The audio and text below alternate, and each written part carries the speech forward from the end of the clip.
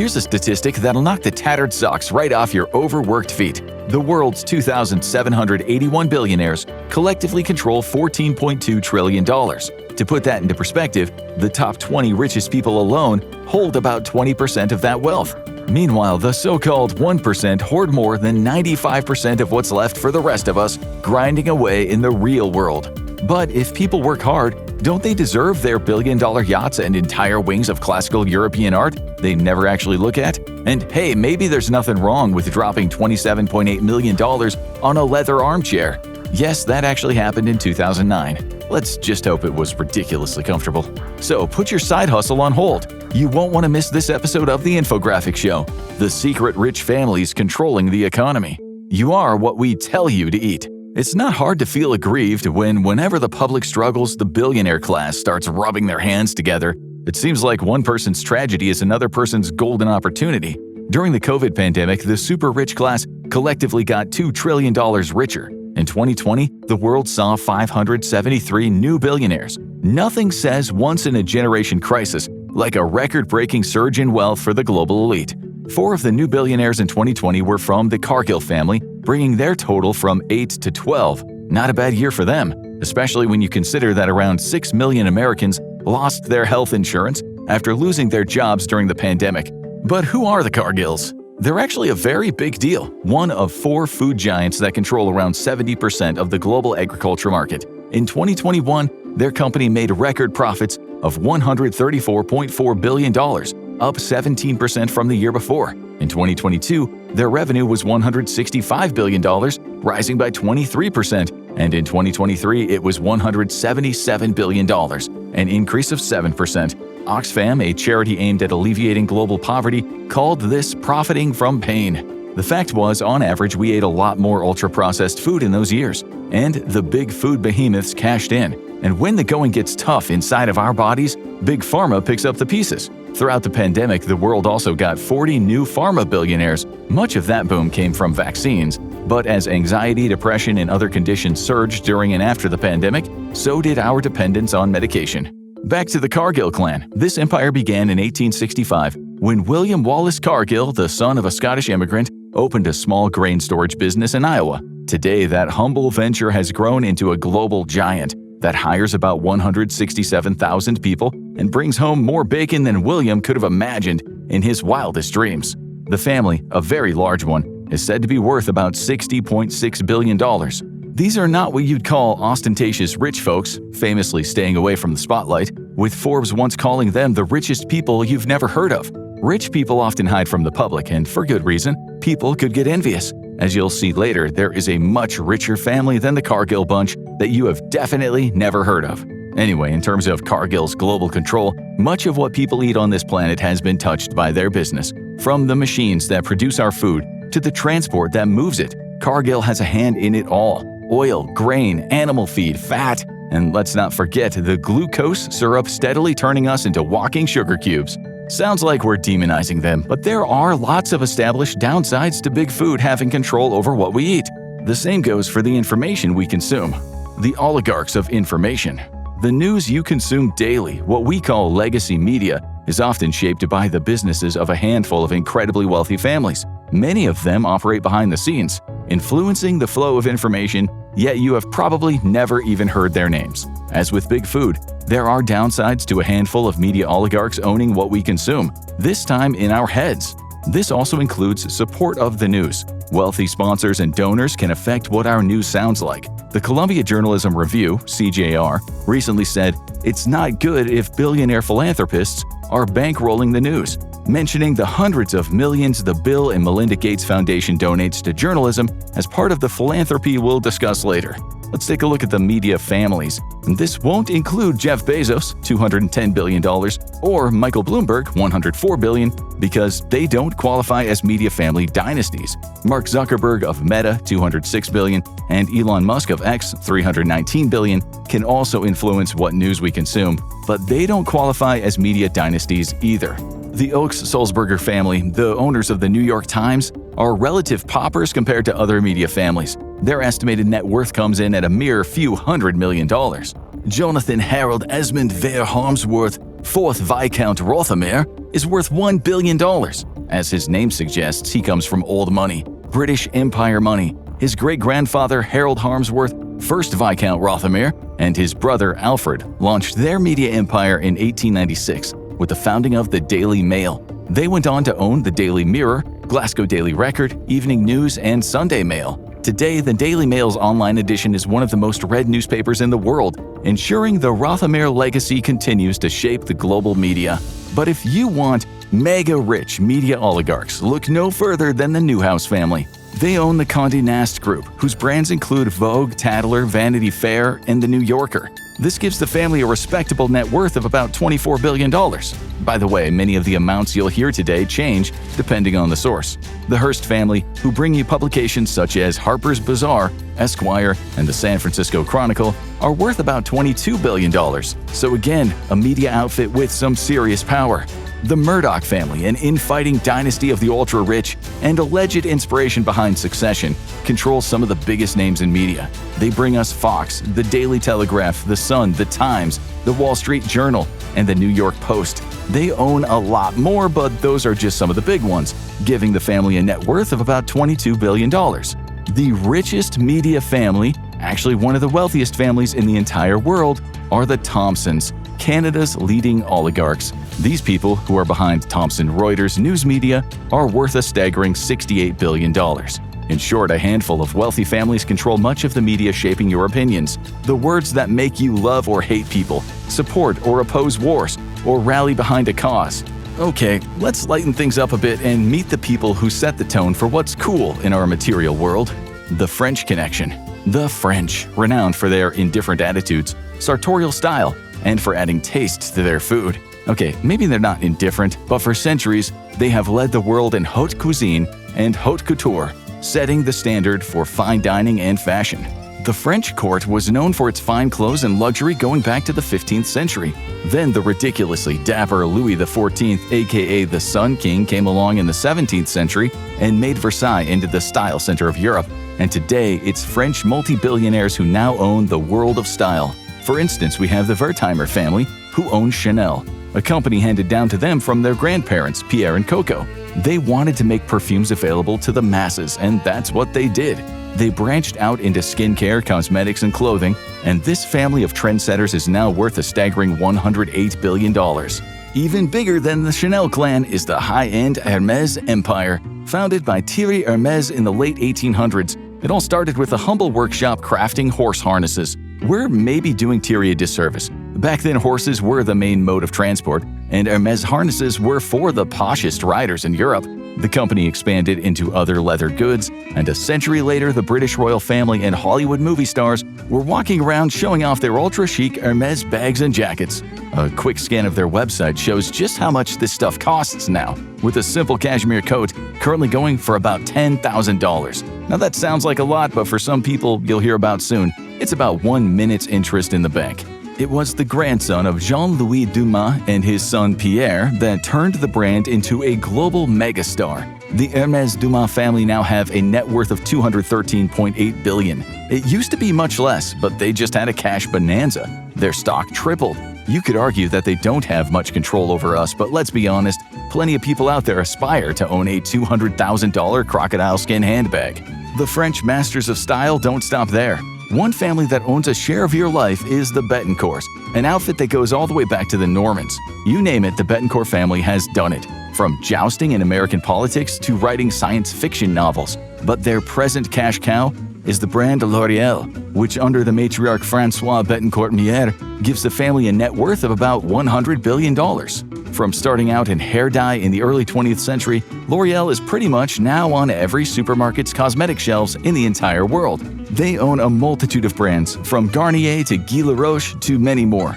If you've never used a L'Oréal product, we congratulate you for surviving so long living under a stone. However, they are not the wealthiest of the French style kings. There is one family whose business is right up there with the largest multinationals of commerce, tech, oil, pharmaceuticals, cars, electronics, and street drugs.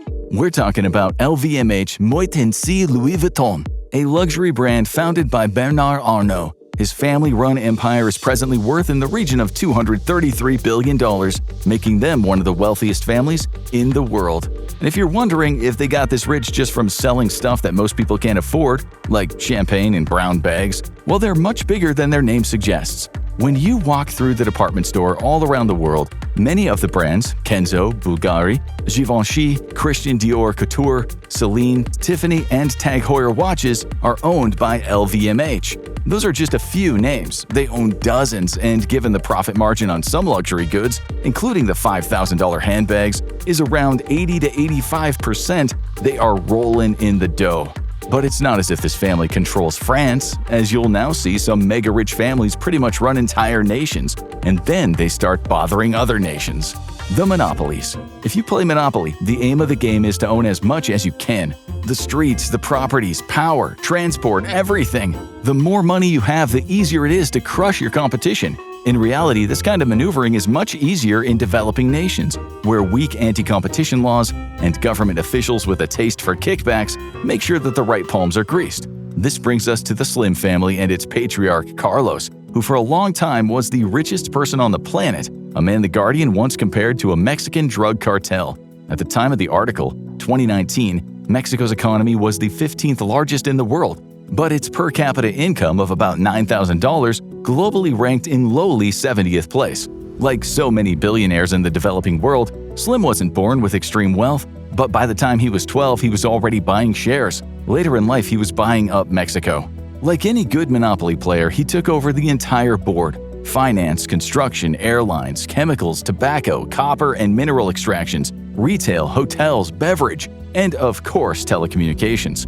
Then, when he'd bought up most of Mexico, he started looking toward the north and south. Of course, he wants a say in the information world, so with his 16.8% share, he owns the biggest share in the New York Times. Before that, the Times had called him a robber baron and a crony, but it's been much kinder since. Around that same time he got involved with the Times, he donated $100 million to the Clinton Foundation, a foundation the BBC called controversial, and Politico says was a billionaire bash of corruption and a few good deeds. Slim's family is currently worth about $102 billion.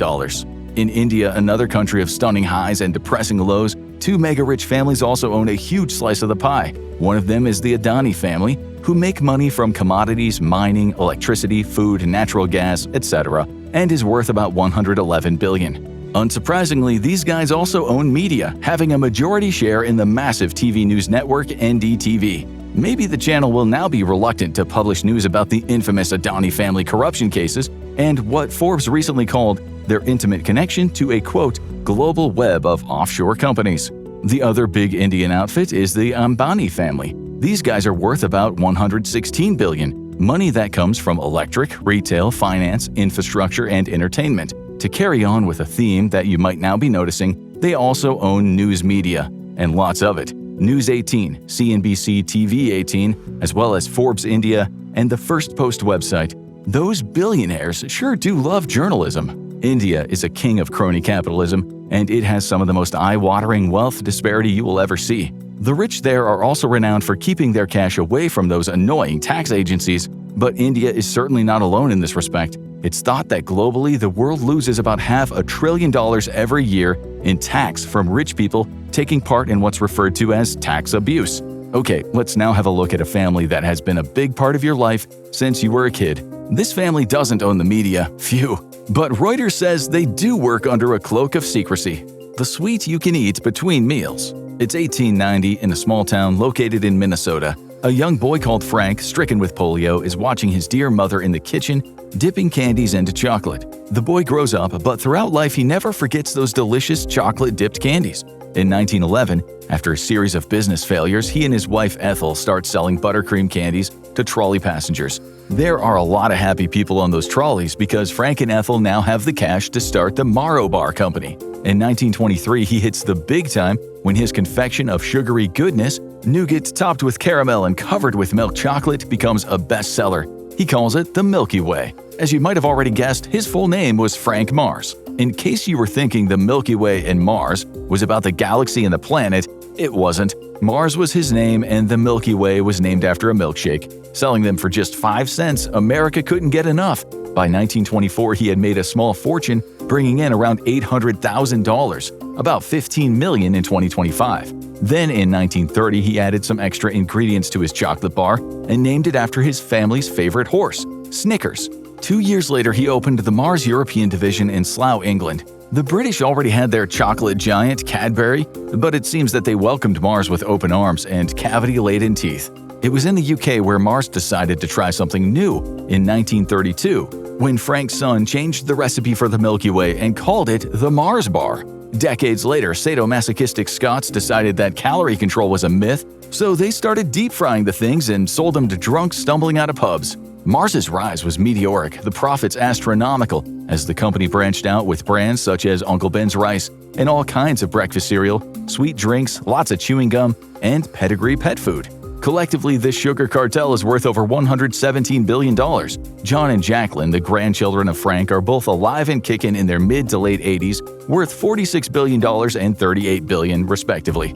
Just to give you an example of how rich that makes you, those two scions of chocolate treats could leave that money in the bank, and at 5% interest, they will be earning a passive income of $36 and $46 million per week. Now imagine a year's worth of interest. Well, we'll tell you, it's $1.9 billion and $2.3 billion. That's the reality of having lots of money.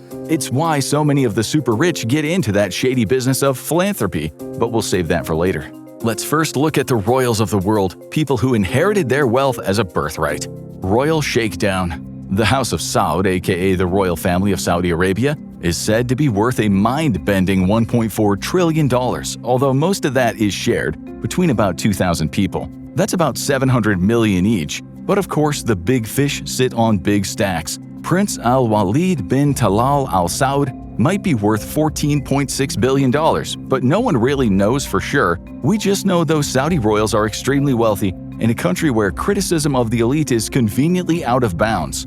The House of Nahyan, the Abu Dhabi royals, just one of the ruling houses of the 6 royal families of the United Arab Emirates, is worth around a cool $1 trillion. They're also not too keen on criticism, to put it mildly. The House of Thani, the royals of Qatar, might be worth about $300 billion. They own a collection of swanky properties in one of London's most exclusive districts, Mayfair, the priciest spot on the British Monopoly Board. All of these families have made crazy amounts of money from oil and expanded from there. They've even managed to stay on good terms with the West despite some quite shocking human rights abuses. They now own stakes in sports teams, hotel chains, entertainment, construction, luxury brands. You name it, they do it. As for the British royals, they're only worth a paltry $28 billion. Sure, so-called crown land is about 6.6 billion acres. Most of it is in Canada and Australia, but the royals don't really own it, and they can't just start selling off whole sections of the Commonwealth. Then again, if they decided to sell the land of the Crown Estate, $20 billion, Buckingham Palace, $5 billion, the Crown Jewels, $3 to $5 billion, and all of their other palaces, castles, and properties, well, they would be, well, even more rich.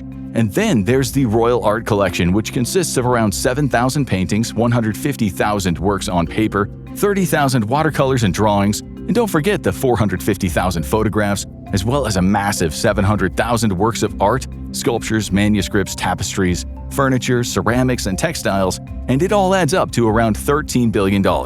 Also, as recent exposés have shown us, some of these royals also have businesses on the side. Put it this way, if they were to sell everything, they'd have a lot more than $28 billion.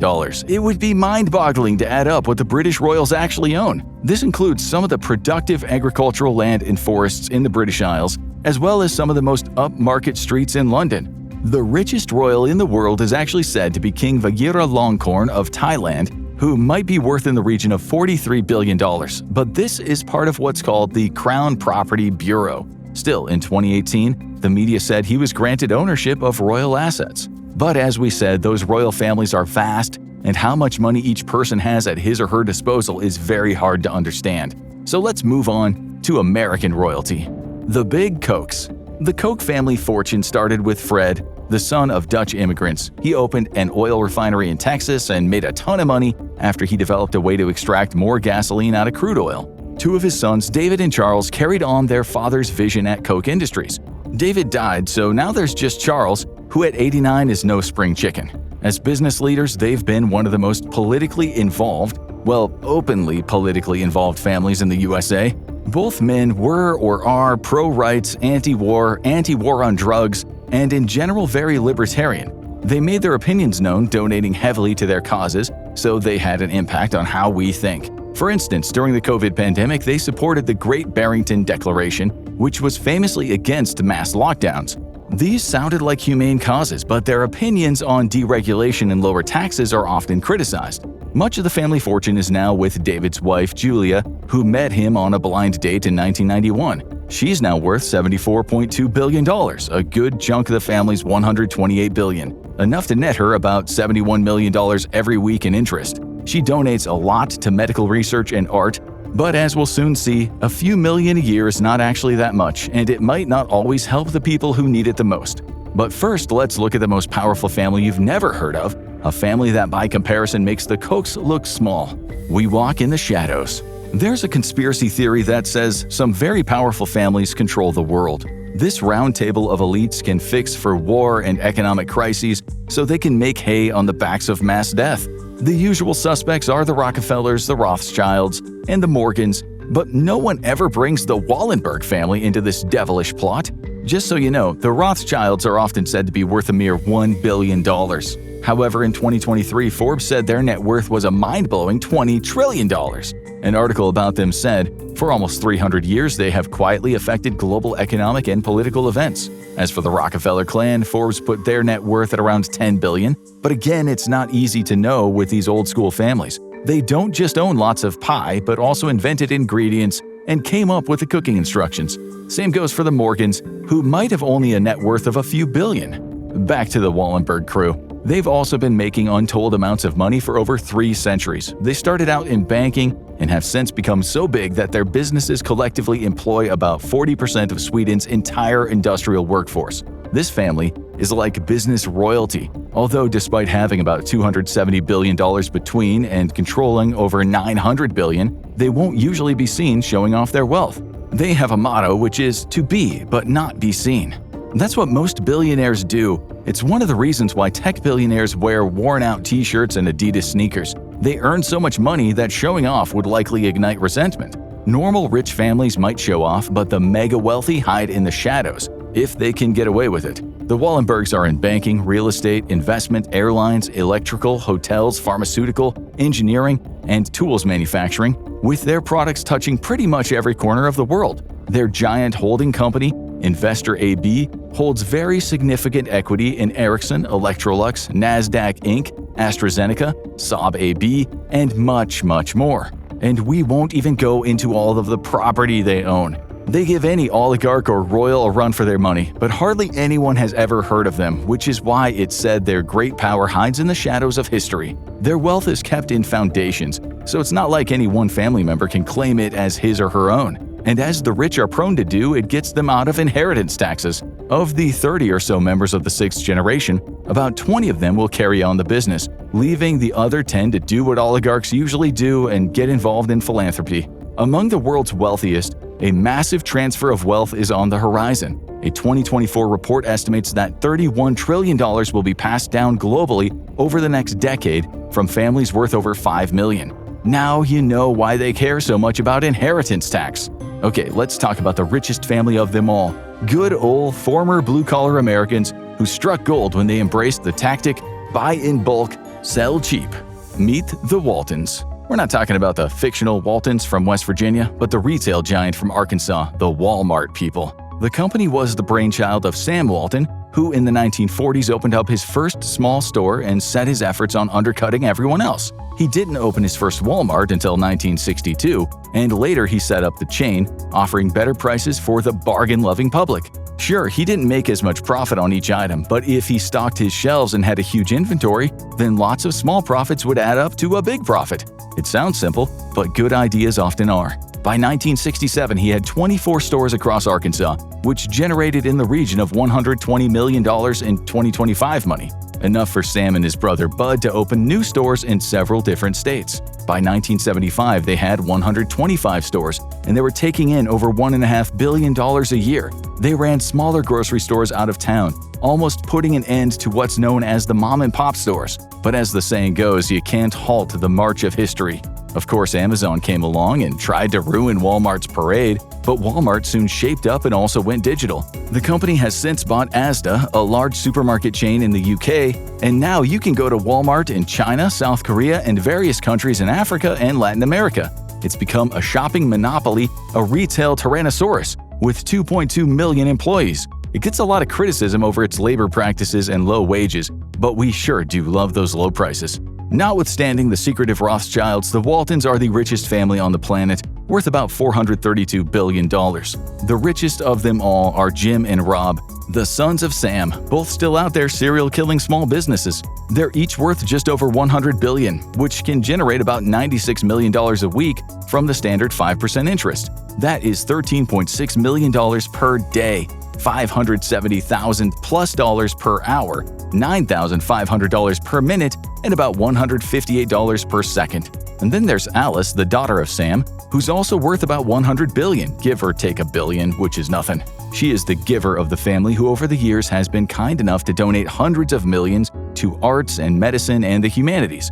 That sounds like a lot, but consider the bank interest we just told you about and the fact that a low-risk investment portfolio should return 6 to 8% on your money. A moderate risk should deliver 8 to 10%, so to even make a tiny dent in your net worth, you would have to donate hundreds of millions every single week because you could be making hundreds of millions per week on the interest and investments. You could rebuild entire rundown streets, open free schools for the needy, schools that teach digital skills that you can turn into money. You could… Never mind. The philanthropist family. According to reports, for every dollar donated by a billionaire, the public pays about 74 cents. That's because when the rich lower their tax bill through charitable giving, the state takes a hit, losing out on billions in potential revenue. So a few million into an art gallery or Harvard becomes a burden for all the people who never dream of going to those places. The debate is ongoing regarding how much billionaire donations, even the big ones, actually address social, cultural, economic, political, and environmental concerns. The general consensus is it doesn't. And while all of this giving is going on, it's reported that the super rich are hiding about $8 trillion in tax havens. Most of the big tech companies do this. Back when Bill Gates was still at Microsoft, it was reported that his company had $108 billion in offshore accounts. And Bill is supposed to be a giver, not a taker. At the time, when the so-called Panama Papers were released, it was said that just in the US, 50 companies were holding about $1.4 trillion in offshore accounts. Apple at $181 billion and General Electric at $119 billion were the two other biggest along with Microsoft. At the time, Gates wasn't actually involved in day-to-day operations at Microsoft. He said he wanted to concentrate more on philanthropy with his Bill and Melinda Gates Foundation. Still, if the Nation newspaper is to be believed, this kindness is a dangerous mythology. The paper believes no one man should have as much control as Gates has in developing countries, not to mention his influence on media and the fact that he is the biggest landowner in the USA. As you know, the Clinton Foundation also gets flack for how much influence it has. Critics quite often ask if it's dangerous that an oligarch can, quote, write the rules of the game on a global scale. Can having so much influence be used in ways that actually don't have mankind's best interests at heart? Would they support tragedy, war, sickness if they knew it would vastly increase their wealth? It sounds paranoid, but that's exactly why very sane people worry about the mega-rich having too much influence. Right now, as the rich get richer and the wealth gap expands, many American city streets are starting to look dystopian, and the general populace says it feels worse off as time goes on. We are currently being told that for the new generation, owning property isn't even a dream for many of them. The rich are snapping up properties at an unprecedented rate, especially in the wake of the pandemic's massive wealth transfer. While governments pumped out trillions in much-needed relief funds, critics argue that in the end most of that money found its way into the pockets of the wealthy. The money didn't just disappear, it was spent on survival and traveled up the food chain. So in the grand scheme of things, the stimulus mainly stimulated those who needed it the least. For the ultra-wealthy, the pandemic wasn't a crisis, it was a financial windfall of epic proportions. Who do you think really holds the power in the global economy? Are these wealthy families pulling the strings, or is it all just speculation? Now you should watch how a rich man blew his fortune in 2 days, or have a look at how the British royals actually make money.